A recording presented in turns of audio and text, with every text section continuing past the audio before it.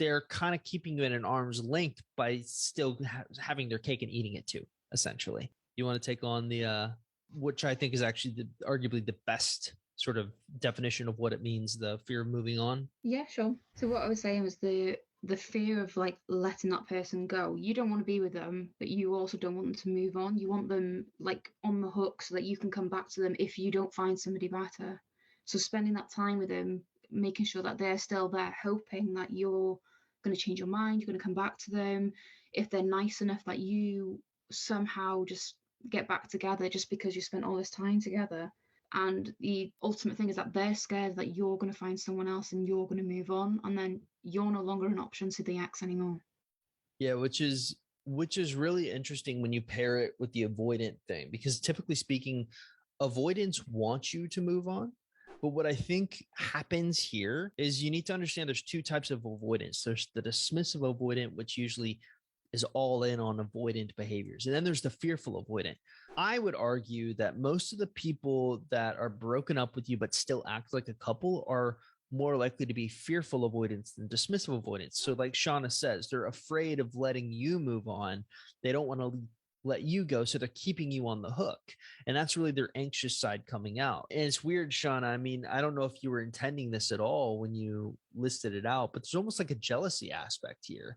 Like they know they're not going to do well with jealousy if they let you go when you're with someone else. It's sort of like they don't want to see you happy with anyone else except them, but they don't want to get into a full-blown relationship with you. And that's really their anxious side coming out. And then they get ruled by their avoidance side. So they're constantly at odds with one another. And this is often really classic with why the mixed signals are happening, because people, when they get into relationships with fearful avoidance, are often left really confused because on one hand, their ex is giving them very like, hey, we're still together type signals. And then on the other hand, they're like, no, we're not together.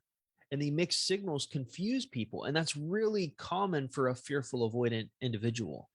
Anyways, you want to take the next and the last and final sort of insight we gleaned? Yeah, sure. So what we were saying was that how when you've been together for a while, you fall into this routine and this habit of spending time with that person, talking to that person. And we see it with most of the clients that come to the program. They are so obsessed with reaching out to their ex. They need to speak to their ex. They're just thinking about what they're doing, who they're spending time with. And that's why we enforce the no contact rule, telling them that they need to spend that time not focusing on their ex. Whereas those that fall into the habits can't seem to just pull themselves away.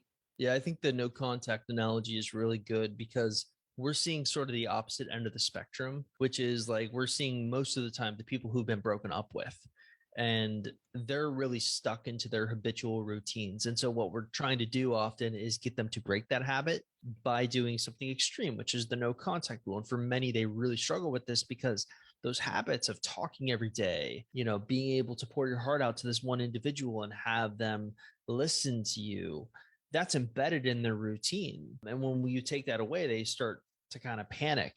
But what no one really considers is the fact that the same thing occurs to an ex. By you potentially giving them a no contact rule, they also freak out and they'll try to kind of keep things together. So I think in a weird way, if you've formed these habits together, it's a common thing of just wanting to keep things the way they are. And the one big insight I think you can sort of learn from this discussion Sean and I are having is human beings tend to be resistant towards change. They don't like change. And a breakup is a big change. And even if they're ones to enact the breakup, they'll still resist it. And that's often why they're acting like a couple still. So I think like when you're looking at the fact that they're avoidant, but at the same time, they're afraid of letting you go. So they have fearful avoidant tendencies. They're afraid of letting you go. The habit of being together and trusting you is so embedded, it becomes difficult to just let you, to drop you, to ghost you, to whatever, the synonymous behaviors with breakups. So it's not necessarily like a complicated thing to understand why people are acting like they're still a couple.